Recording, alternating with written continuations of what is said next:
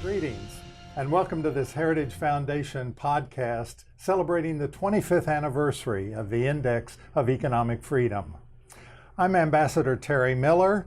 I'm the Mark A. Kolokotronis Fellow in Economic Freedom here at Heritage, and I'm the managing editor of the Index.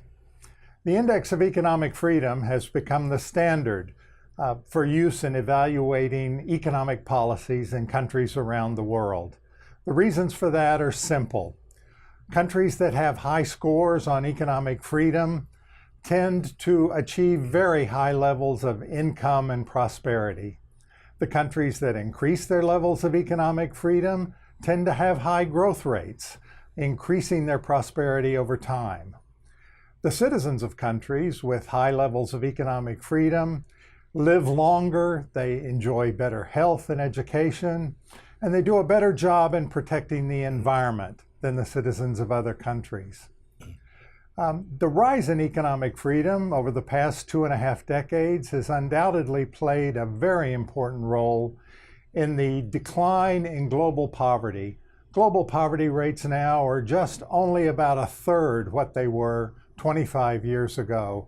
Economic freedom played a big role in that decline. Economic freedom matters. And the index is really the standard by which countries can measure their own performance or compare themselves, their progress with other countries as well. So joining me today to discuss the Index of Economic Freedom is Dr. Kim Holmes.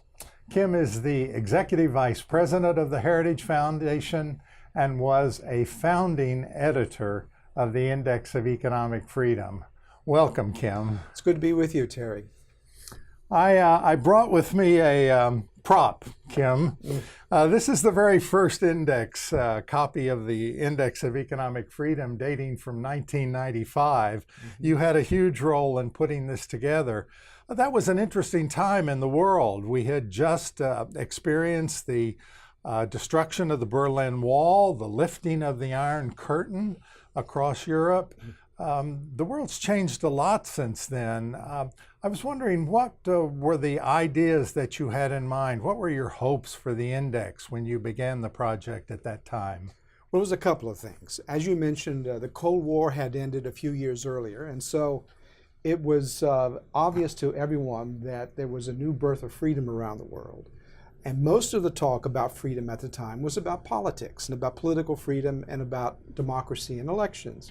And we realized that there was more to freedom than just politics. There's actually economic freedom, how much the government regulates or interferes in the economy. Milton Friedman, other economists have been talking about doing an index, global index like this for years. Ed Fulner and I had a short conversation in his office in 1995. He asked me, can we do one of these indexes? And I said, I think we can. And so we set to work and we produced it. The immediate interest that we had was foreign aid. There was a debate in the early 90s after the collapse of the Soviet Union about what do you do with foreign aid. And we believed that if countries were measured to see how free their economies were and whether or not they were actually developing in a positive direction in terms of not only economic freedom but also growth and prosperity, that we could give our aid agencies, U.S. aid agencies, useful information to see whether or not they should be giving aid to specific countries or not. That was the original idea. It's grown into a much larger project over the last 25 years, but that's the way we were thinking about it in 1995. Well, even with the aid objective, I know the Millennium Challenge Corporation now uses some of the index metrics in their own determinations for aid eligibility. So I think that was a big success. Well, I think it was, but this is also where I need to give you credit because you've been editing the index now for the last decade or so, and you've taken it to new heights. Much higher than we could have done 25 years ago, and I congratulate you for that because of the impact that it's had. Well, thank you for that. And a project like this, where you're comparing countries one against another, is potentially controversial. I can imagine some hurt feelings out there among the countries that didn't score well in the index. Did you have any negative reactions early on? Oh, absolutely. But the great thing is it created a sense of competition.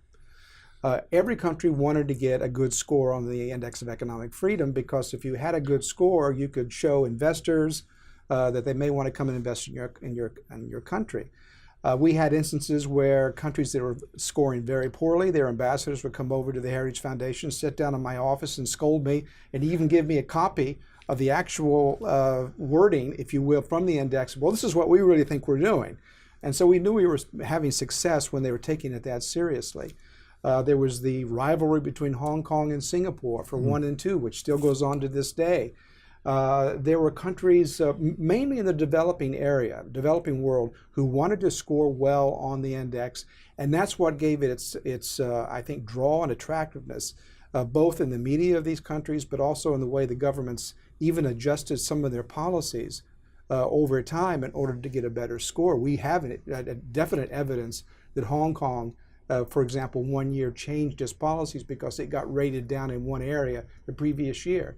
That's exactly how the index was supposed to work. So they were afraid they were going to lose their #1 ranking? Yes, they did. Well, we had an asterisk against them 1 year, giving warning. Well, there are some countries, particularly in Eastern Europe and Asia, that have done very well in the index over time. I know there are countries that started out as repressed countries like Georgia or some of the Baltic countries that had very low scores in the early days, but now are considered mostly free in the index. That seems to me to be a remarkable record of achievement for these countries. And from what we hear, that was inspired in large part by this index. Yeah, it was very true about the Baltic states. The Baltic states, after they liberated themselves from the Soviet Union, they were small countries. They wanted to associate with the West, but they also wanted to, knowing the fact that they were small and vulnerable, that they had to get their economies back in shape very quickly. And so they were using many of the policies that we recommend in the index in order to make a rapid development towards capitalism and the free market. And you're right, now they're doing quite well. Their economies are doing well. Particularly if you compare them to other countries in the same region that have repressed economic policies. If you compare the two, it's obvious. The ones that are more economically free have more growth, higher per capita income, higher standards of living. I mean, the evidence is absolutely undeniable. Well, these days here in the United States, we hear a lot of talk about the virtues of socialism. I can't really believe that's made its way back into our political dialogue, but nonetheless, that's what you hear on TV or in sometimes during political campaigns. And some people talk about countries like the Nordics, whom they claim have followed socialist policies, or even China. What does the index have to say about those countries over the years? Well, Denmark, the Nordic countries, Denmark, Norway, to a certain extent Sweden, actually score quite well on the index. It's a myth that they're actually socialist countries. They're not socialist countries. What they are is a very unique mix of economic policies. On the one hand, they'll have what we call a very high or heavy welfare state, and so the government spending is high on relatively small and uniform populations, by the way, it makes it easy for them to do that.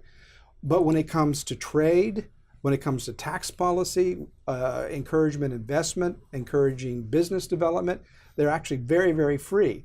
And so what they have figured out is that they want to create a free market capitalist country that it's like the goose that lays the golden egg, that lays this egg of wealth that they can tap back into and therefore redistribute, at least in that segment, to their population. So it's a mixed economy, but it's not socialist.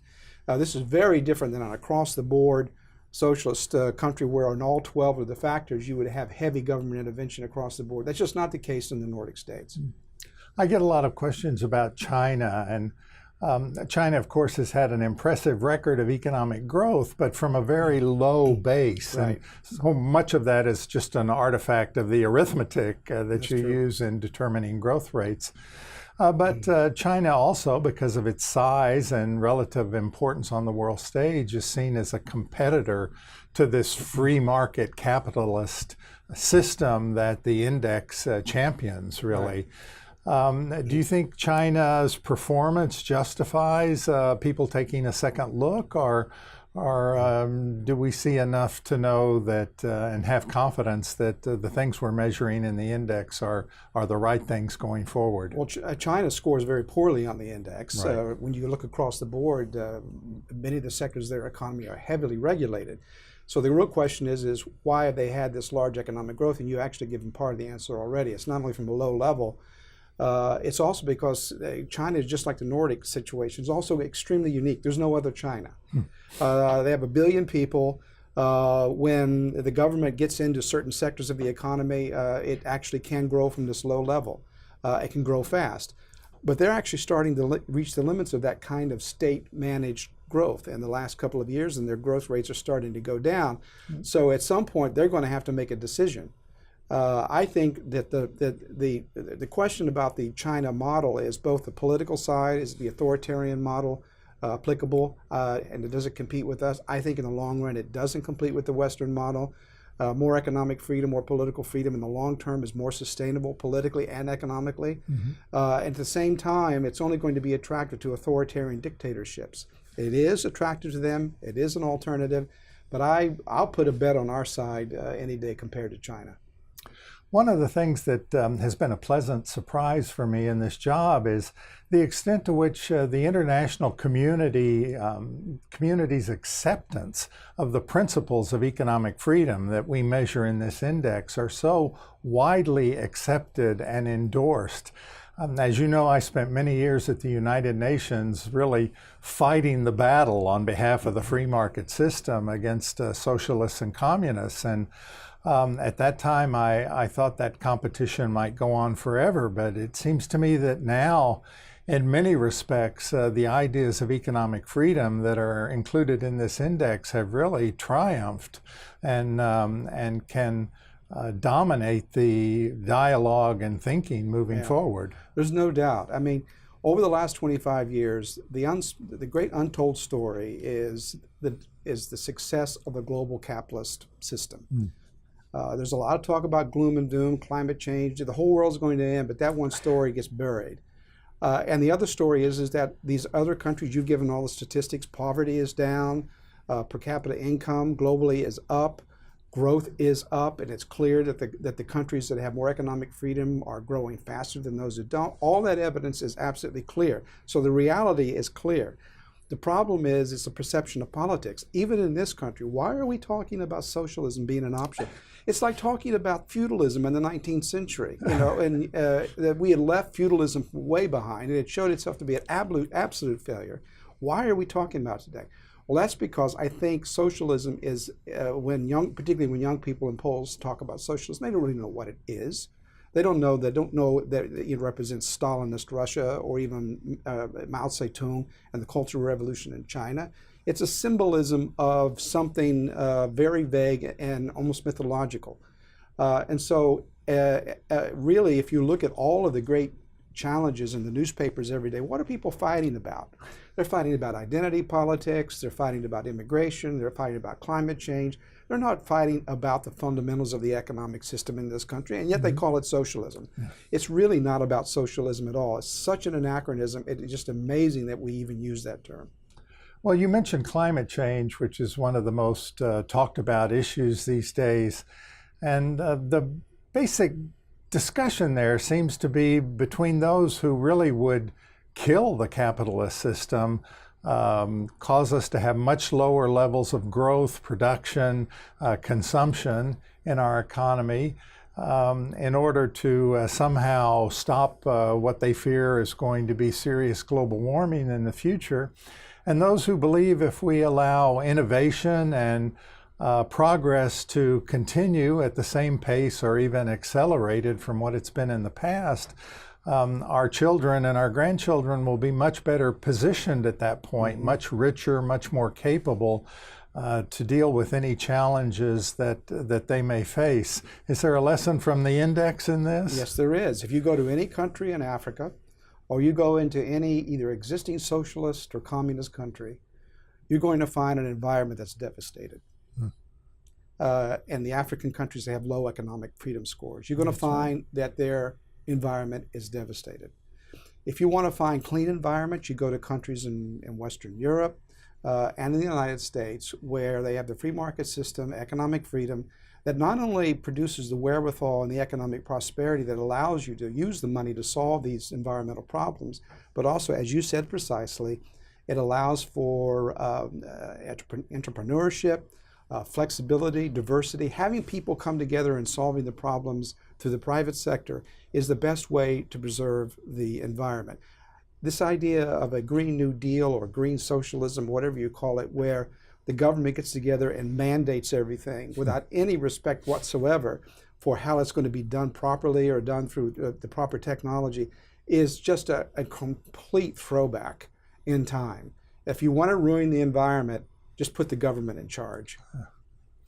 Well, the index is celebrating its 25th anniversary this year, and as you look forward to the next 25 years, how do you see the index project fitting into the strategic goals and of the Heritage Foundation going forward? Well, one of the major strategic goals we have this year that the board has approved is we want the Heritage Foundation to be a policy innovator. We want it to be the lead in the policy world. Left, right, center, it doesn't matter.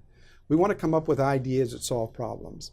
And the Index of Economic Freedom is like almost an endless source of a proving ground for what works and what doesn't work, but also from going around the country and looking at the countries that score well, and you look at, for example, how they're doing in the environment, and then you have somebody go in and study what it is they did. I mentioned the Baltic states, for example. Some other countries came in with flat taxes and innovative ideas on taxation.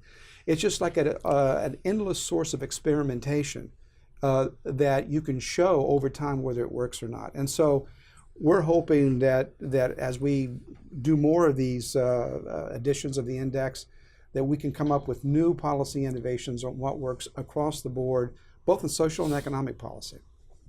Well, we've seen amazing progress throughout the world in the 25 years that the Heritage Foundation has been measuring economic freedom. And I'm confident that our successors in these jobs 25 years from now will also be able to point to amazing progress for humanity, for the United States and the other free countries of the world as they embark on this great new adventure in the promotion of freedom and economic prosperity for all. Thank you very much.